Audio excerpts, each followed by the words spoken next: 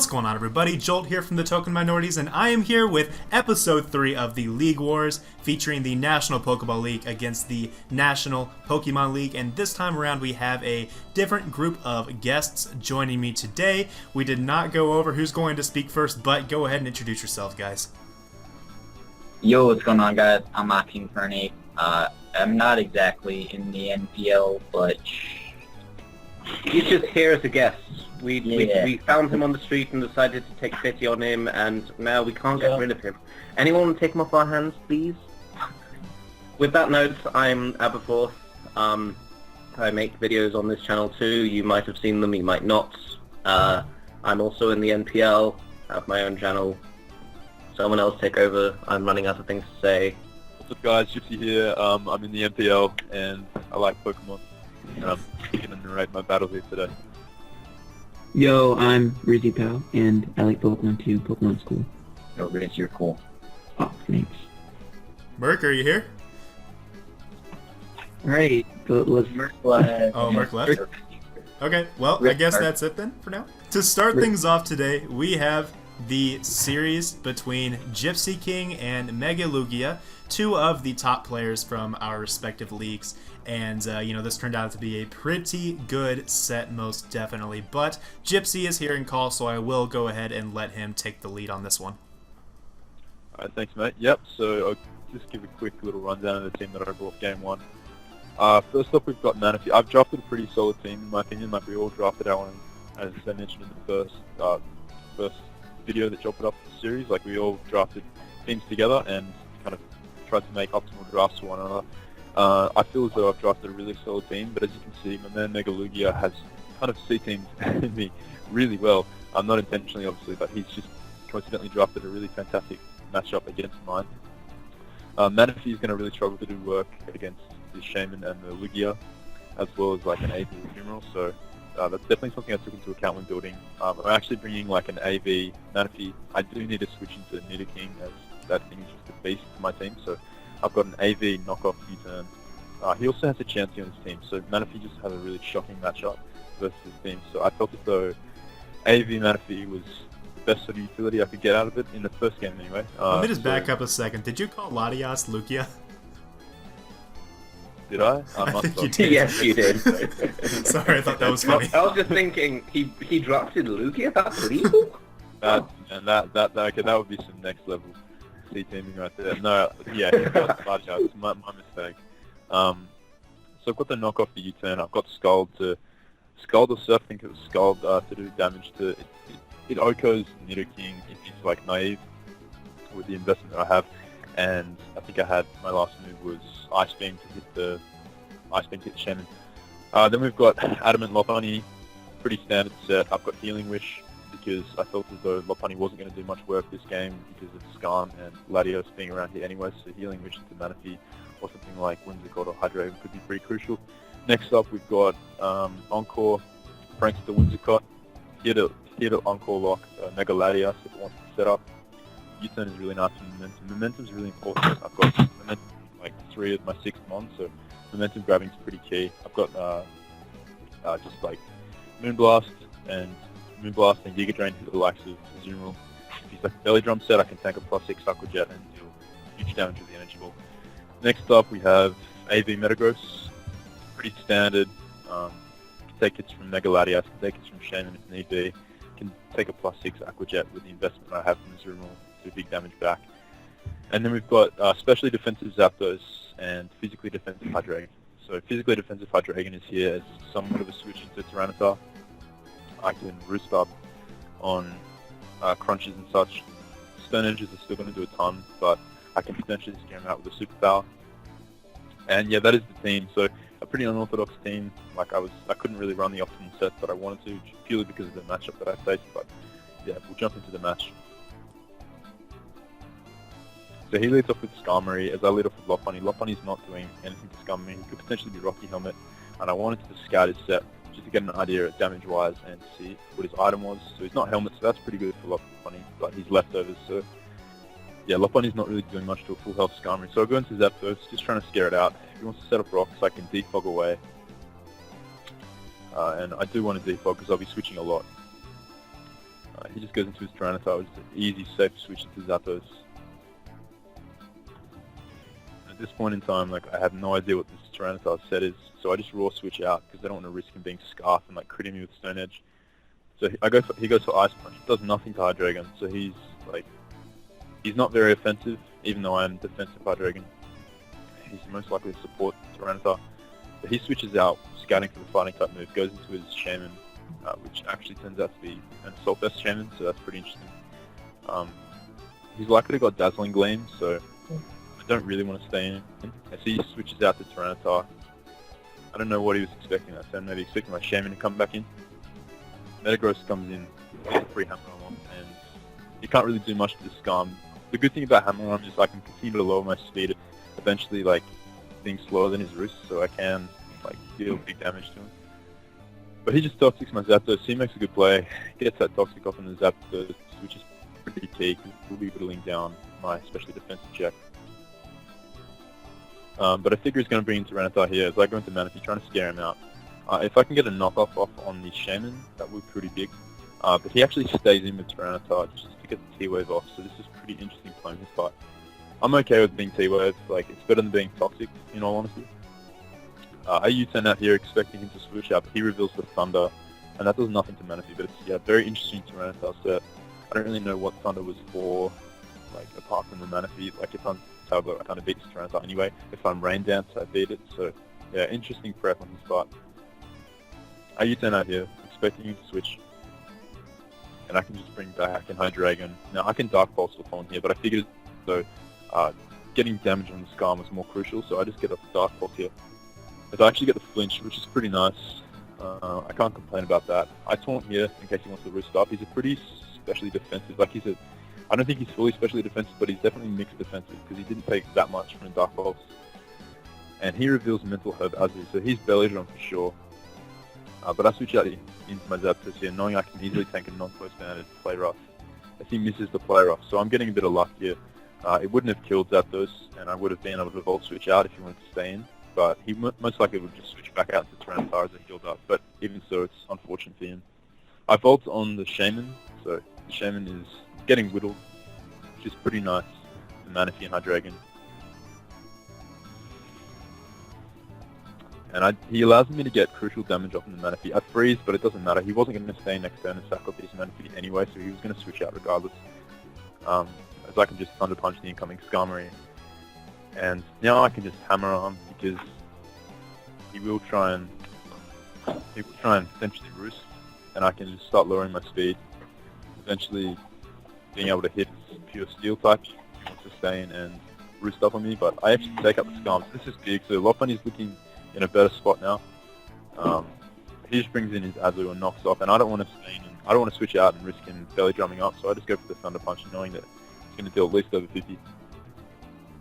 This is pretty nice. Like, I do have Fake Out plus Quick Attack on Lopunny if he did belly drum up, so I wasn't too frightened about the Azu getting out of hand, but I can just get the rocks away now because he doesn't have Skarm's gone, so rocks won't be on my side of the field anymore. He actually gets a crit here, which is very unfortunate because it means Aqua Jet will be able to take me out at that range of health.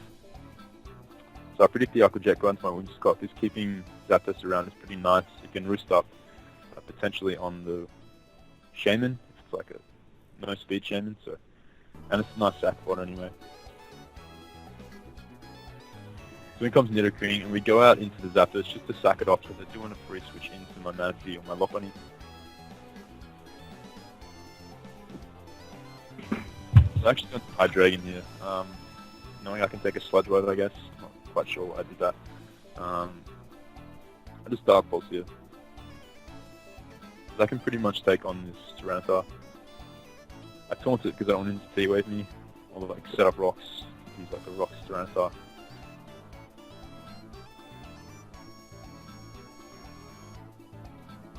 He goes back out to Nidoking with my Toxic, so yeah, pretty good play on his part. The optimum Nidoking switch. Yeah, no, definitely. I roost up just seeing. No, I Dark Pulse this turn. Sorry. If I get damage off the Nidoking, it's going to be in range of Quick Attack plus Fake Out. If it's a Scarf, like a Scarf set, then Lopunny can just take it out. You can pretty easily revenge it. The Sludge Wave doesn't two-shot Manaphy, so that's pretty nice. I can just guy Surface? No, knockoff. I keep expecting him to go into a Shaman because, like, it is a switch into Manaphy considering it's a Soulfest or his Latios. But he's pretty happy just letting his Tyranitar, like, die, so... I can just get my health back here with the Drain Punch.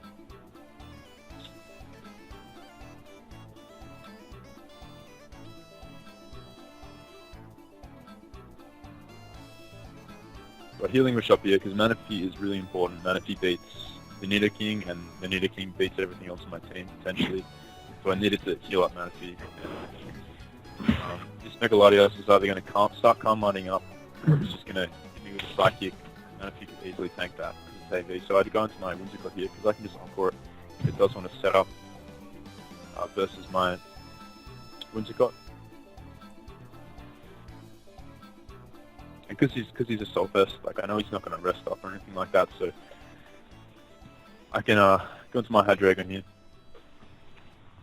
And I can just Air Slash. The reason I went for U-turn there is because if I would gone for Moonblast and he'd switched in his Nidoking, he wouldn't have gone down, and he would have been able to outspeed me next turn.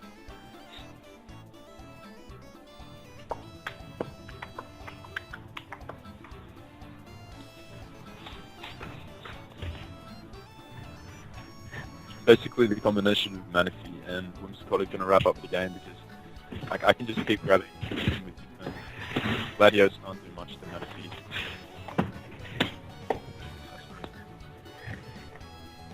Now Whimsicott can just come in and outspeed far from Moonblast.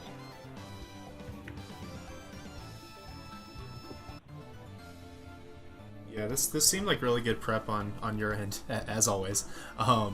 He really was on his back foot most of the game, even though I believe the crit on Zapdos was kind of important as well, since that put you in range of the Aqua Jet. Also, I think Zapdos still had a little bit of utility in the game, but yeah, I don't know, is there anything else you wanted to say here in the late game? Not really. I mean, the crit was unfortunate, yeah, but like I think like he also like, I don't know. I got a little bit of hacks on my side, so I think the hacks kind of evened each other out. It wasn't like really bad one way or the other. It's definitely like Zapdos could have done a bit more work, but yeah. No, with Manaphy though, Manaphy just put in all kinds of work. Kind of surprisingly too, considering how you thought it had a pretty bad matchup, but looks like Assault Fest definitely came through here. Although it looks like you guys hear me now? Yeah, we can hear you. Alright, yeah, that was just a pretty solid textbook way of wearing down the other team, having good defensive checks, and then cleaning through with fast stuff. So that was just good. Yeah, it was a little surprising that he let his Skarm go down when he still had the Megalop. I guess he was counting on Megaladios to be able to take the hits from it or something, but you know, the combination of Fake Out and Quick Attack. Megaladios isn't that good. Yeah, but depending on his investment, he might have died after Fake Out plus High Jump Kick, which he might not have known that Gypsy didn't bring, so... Okay, yeah, depending on Albert and whatnot. Yeah, it's tough. I mean, I was just surprised that he didn't switch Shaman more into Manaphy more, like Tyranitar was a switch into Manaphy, Yeah. which I found quite strange because... I mean, like, a Rock type is not a Manaphy answer, as Manaphy answers go. yeah, so, you know, he lifted his game in the second game. Like, he's definitely like not a bad player, so I was a bit confused, but I felt as though in the second game I was definitely going to have to bring something different. I didn't want to rely on AV Manaphy again. I didn't think he'd be chancy because it doesn't really match up that well versus my team, so like a boosting Manaphy isn't that bad. I'm pretty sure I brought like Subtail Glow this match, I think.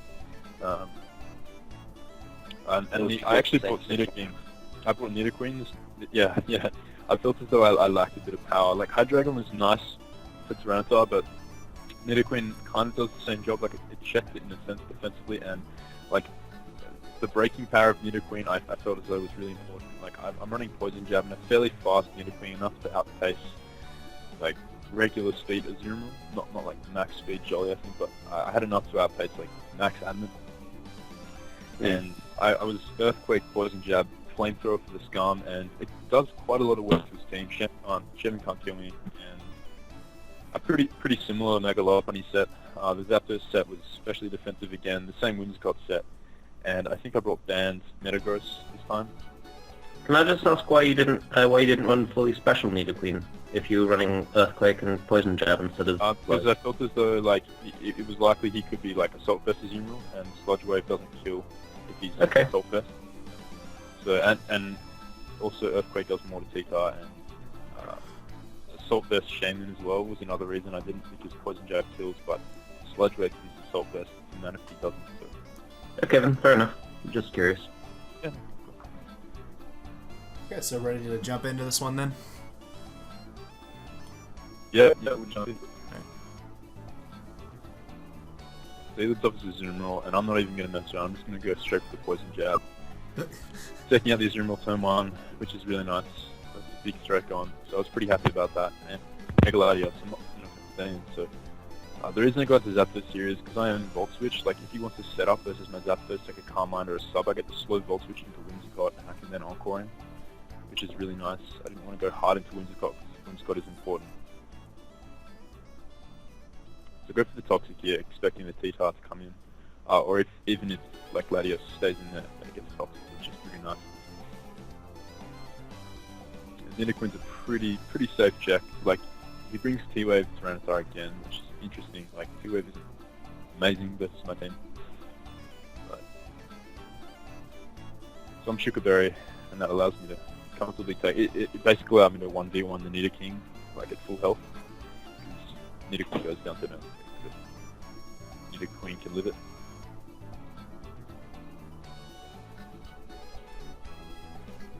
So I think he makes an interesting play by going out to Shaman here, because I could have been Fire Punch, I guess, like I'd shown physical, so I'm not quite sure. Maybe he was scouting for the Thunderbolt, I suppose, but that would make sense. Especially defensive Zapdos coming through here.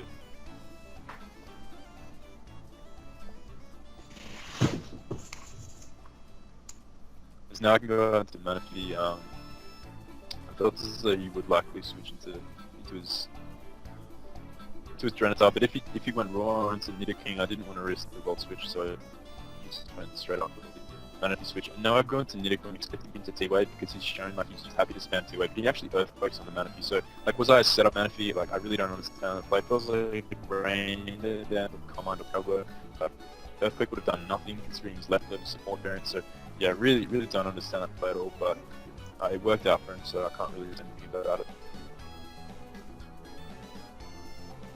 Got some Metagross here, because he's likely Shadow Ball. He's likely Shadow Ball. If he is like a setup variant, he's actually T-Wave, so that's pretty interesting. And because of my investment, I know I can comfortably take at least one Shadow Ball. But stuff the setup. Have And Ice Punch Nice crit. It was actually it was a 2-hit KO because I was banned, so like he could have with the +1 Shadow Ball, and he wouldn't have won that battle basically, but he could have switched out to Scum, realizing that. So yeah, unfortunately for sure. Getting rid of the weeb named Megaladios. Good job. Classic. Yeah, this is So looking yeah, I pretty can good for basically- Manaphy. Mm-hmm. Is it just me that can't hear Gypsy? This just wins. So, yay. Sorry? Nothing. Nothing. Yeah, Gypsy or Manaphy's just going in right now. Yeah, basically. Keeper to win. Yeah, so Yeah, with do the outspeed tail the- glow up, do you outspeed the Nidoking? I do outspeed the Nidoking, but I don't necessarily outspeed the Shaman. So he brings it in here. Just go The for fact it. that it's like it was a pretty like bulky Shaman last game, so I thought it was possible that I might outspeed. And I don't need Manaphy to beat the Nidoking, because the fact that he's slower than Manaphy means that he's slower than Lopunny, so Lopunny can just clean it up. Yeah. If he was Scarf on the off chance, I didn't want to risk taking a Seed Flare and potentially getting crit. So just go through what we've got here. That's Like, AB I there. don't That go damage judgment. is AB. Yeah, it's definitely AB, but I hadn't determined that at this point. I just determined that it was blocked on my Manaphy, so... Or it could have been a speed tie. I wasn't max. There's no way it was a speed tie. He always gets lucky. Well, it could have been a speed tie, and that you both just randomly crept the same thing. Yeah, well, I That's mean, it. I was pretty comfortable stacking Manaphy at that point. Like, Lopunny won. Yeah. Yeah, Well- yeah, definitely. It wasn't Yeah, that exactly was- a difficult position that you found yourself in, was it? No. So, Yeah. I don't see too Yeah, many so common those speed one- tiers, so I'm pretty sure it actually outsped. I don't think you guys beat speed creep in the same thing. Yeah. Yeah. Yeah, that was a Oh. pretty clean set, most definitely. Really, your prep Yeah. came through more than anything. I think, like he played pretty well in that game. I think his prep was kind of, I think it could have been a little better, especially in the T-Tar department. Yeah, Yeah. I noticed that. Sorry. That's right. I noticed that T-Tar has a lot of prep as a master of using T-Tar, and he used lefties, which is just awful, both games. Yeah. So it's kind of not good. Well, even the T-Wave spam I thought was kind of odd whenever Nidoqueen's a pretty nice switch into T-Tar, usually, you know, outside of Earthquake. I guess maybe he was trying to catch the probably bop. thought that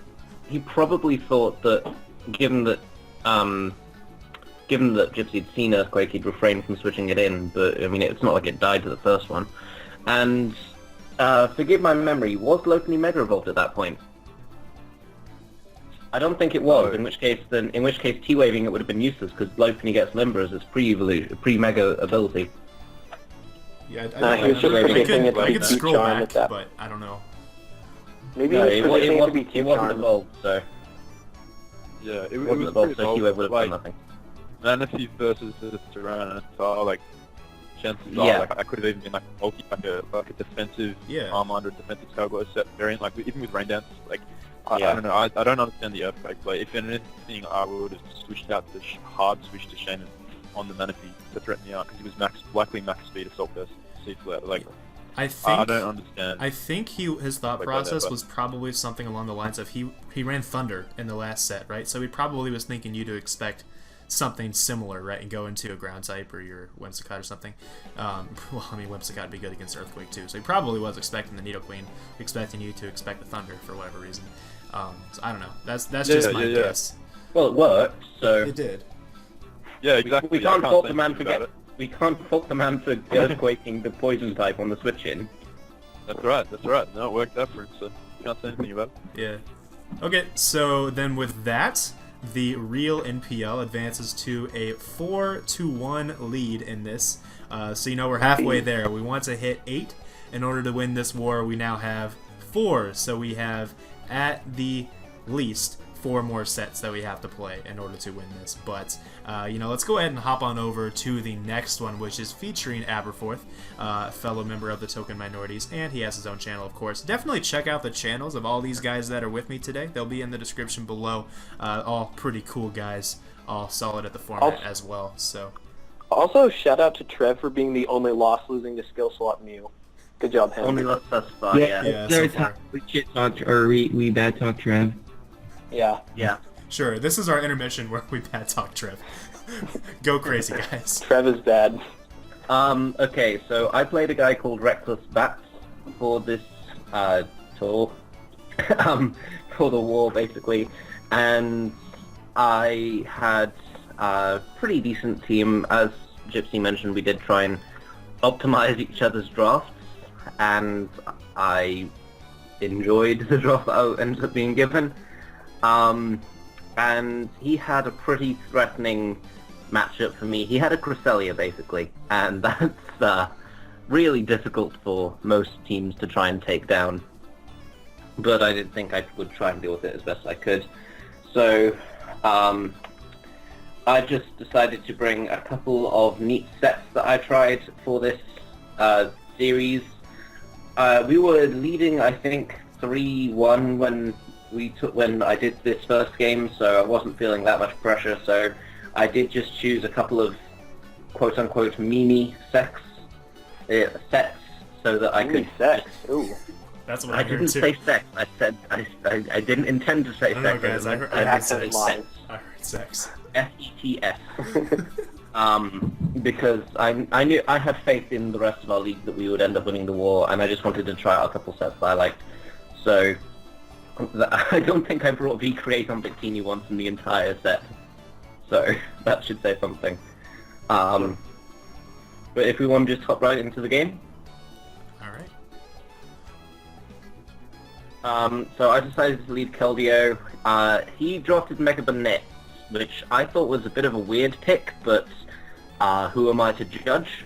And I just decided to go straight over the bat for Carmine with Keldeo because it kind of destroys most of his team and picks up a nice crisp KO on the Mega Bonnet. I am Life Orb, and goes into his Haze Volcanion, which kind of put a damper on my day because I was just thinking, okay, I can pick up 2 kills. Oh shit, he's got Haze.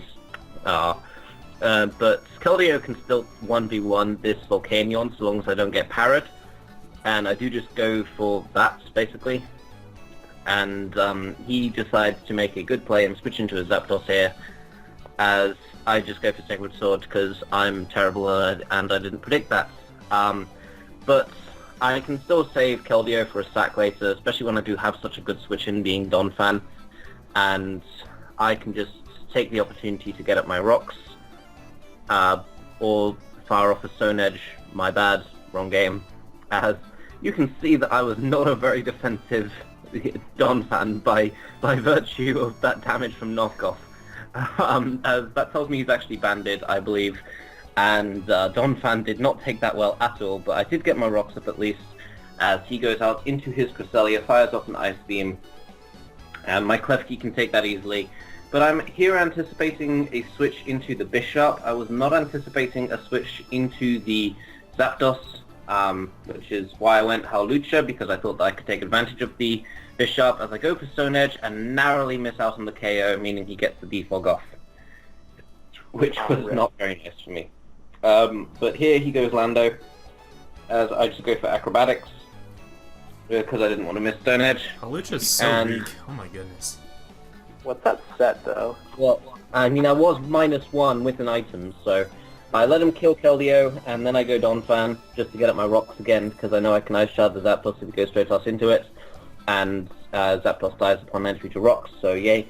And in comes Volcanion, as he just kills me with the Steam Eruption. There was no real doubt about that at any stage, so yay. And here I do just choose to go straight up into Victini, as I go for Thunderbolt. I was too much of a pussy to risk Thunder, so I did bring Thunderbolt instead, as he now goes out into his Lando T, which probably outspeeds me, but it doesn't, as I go for Blue Flare. The only way he could kill my Victini would have been Earthquake, which would have given me a free setup with my Howlucha, so that would have been fine. He goes for Shadow Ball, and I just continuously spam Blue Flare. One thing I thought was interesting was the fact that he did bring Choice Scarf Cresselia. I have never seen that set before, and I'm pretty sure I will never see that set again. I do just go for sub on the Zapdos sack, meaning that my Victini can beat his Bisharp 1v1, and Victini can just pick up all of the kills. What was your 7th mon? Alright. I think I bring it next game. Okay, I can't remember exactly which one it was. I'll check but I remember once that the I brought it crest next goes game. down. Okay, Torn, okay. Alright. Yeah, Torn, my yeah. guess is he brought Scarf Crest so that he could trick the Klefki. That's the only thing that really makes sense. My guess Yeah. is that he brought Scarfed to kill the Mega Skeptile with an Ice Beam, even though he could just bring Spit out and take about 5 damage from a Dragon In all Bolt. seriousnly, does Really? he You think it just outspeed flies? Mega Sceptile Wow. with the Scarf? That's what I was thinking. I don't think he outspeed. Yes, yeah. he does. He does outspeed. Really? At level 100, Oh, he has to does have a lot of outspeed, yeah. speed. Oh, I'm thinking max timid, so. I mean, you gotta go all the way, and if you're running the most Dawn set on Earth... I mean, Scarf I Cresselia, guess. Yeah, I think he definitely could have brought a better Crest set in this game, because Yeah. Crest could wall a lot of your team. Like, a I lot think Yeah, of better them. I was very pleased that he did not bring a better crest set. But yeah, as for the Sceptile thing, Sceptile is 1 point faster than Scarf Chandelure, Oh, and okay, yeah. Cresselia is a little bit faster than Chandelure. Yep. So Cool. Yeah, Crest is base 85, and Chandler is 80. yeah, For all you exactly. little kids out there that don't know. Well, I didn't know that either, so I just knew that they were faster and I knew the numbers, but didn't know the base stats. Let's just hop into game 2 though. Alright.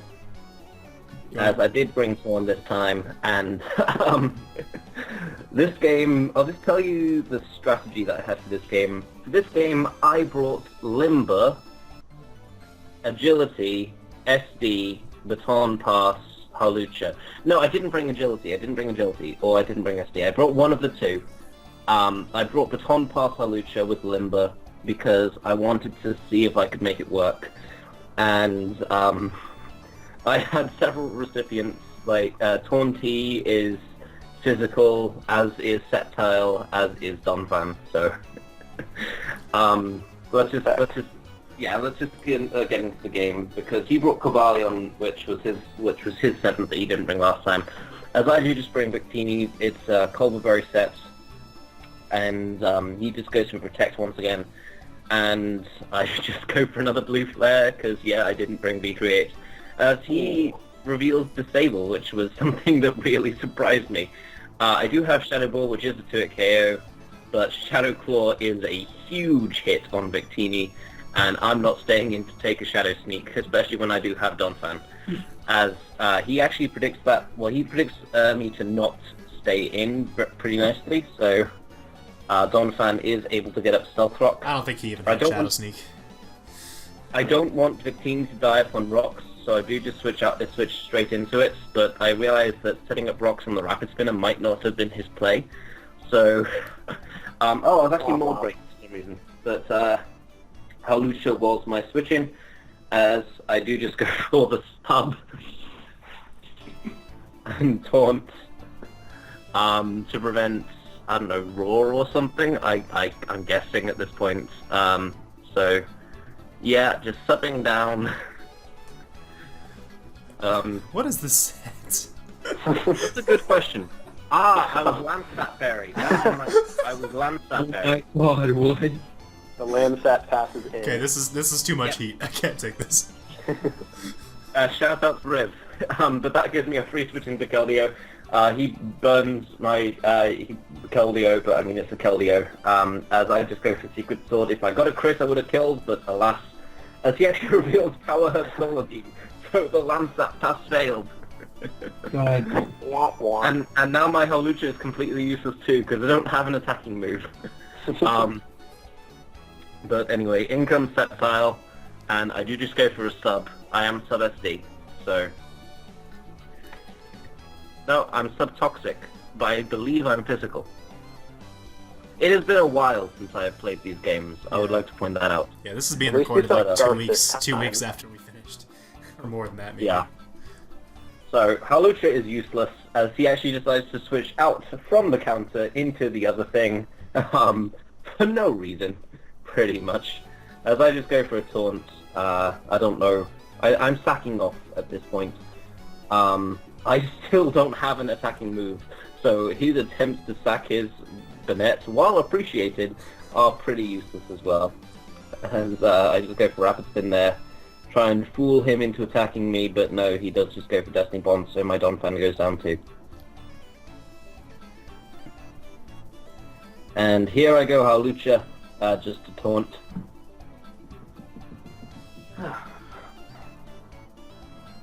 But he's Scarflando, or I'm a slow Halucha. No, but he is Scarflando because my Halucha did outspeed a potential max speed Lando. Taunting to prevent any potential rocks shenanigans, and just taunting again for the same thing. Heatwave kills me.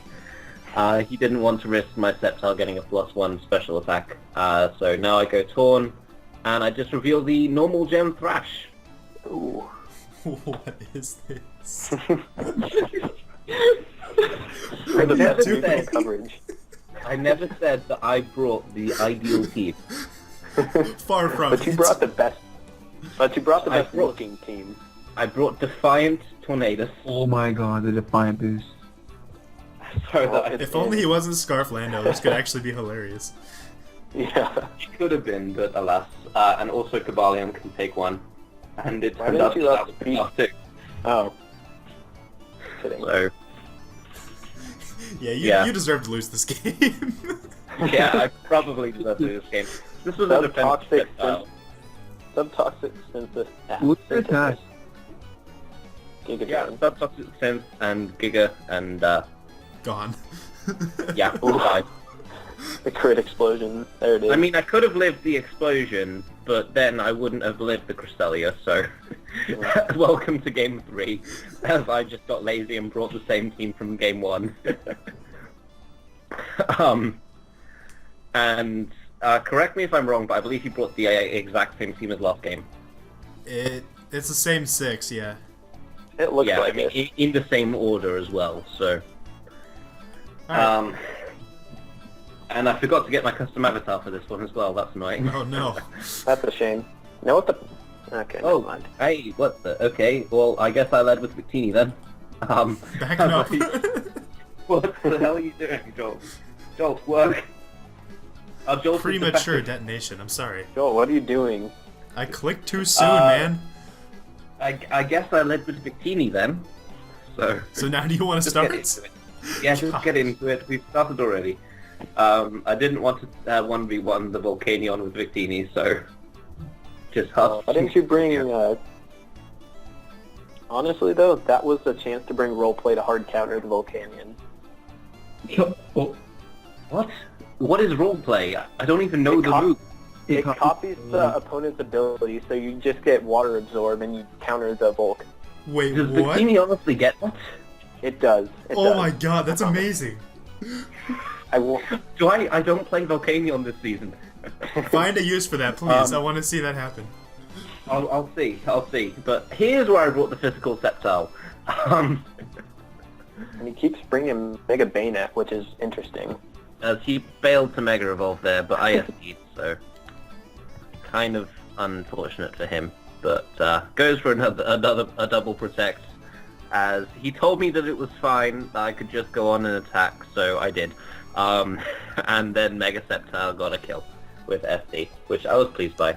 And he's Scarf Lando, of course. And he's also Scarf Cabalion, but oh well.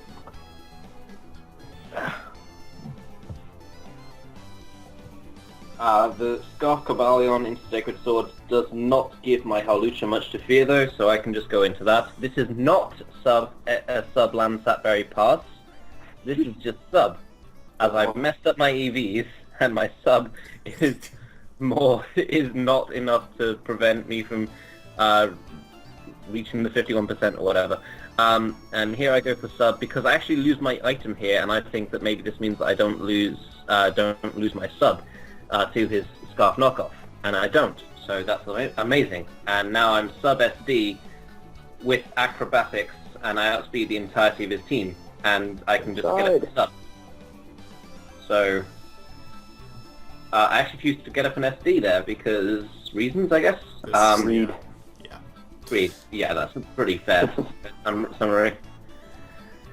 And then Hawlucha can just sub here, because I didn't think he'd go for Explosion. I thought he'd go for Stone Edge, and I thought it would miss, but he didn't. As now he goes into Zapdos as I go for Stone Edge, and my SD Hawlucha killed several mons before he went up into Cresselia, and found that Cresselia could actually chew in Acrobatics. Huh. So, Good thing he figured that out a little too late. yeah, that was pretty nice for me, but this means I can just go straight out into no Victini and just kill him with a blue flare, because who needs to recreate with Victini? Who needs roleplay? Wait, you do. Well, I mean, fucking roleplay. If so anyone good. had honestly thought about roleplay, I didn't Yeah. even know the move existed. What else learns that? I I'm drafted it in my genuinely curious. casual What league. else learns that? Okay, 1 second. I need to... Thunderous Incarnate gets it, and in a league I was in, I saw a physical Thundy Eye use that on a Mega Mawile to take its huge power. Oh And it my almost- god. And it almost did things, except it died to Sucker Punch, like, the next turn. It was a good effort. So cool. Okay, let's call this off here.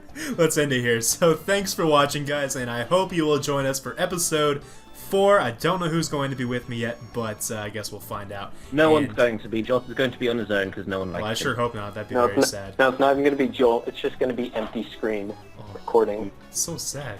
So sad. Joel would fuck up that badly, yeah. I agree. Anyways, thanks for watching, and I will see you all in episode 4. Peace. well. Bye.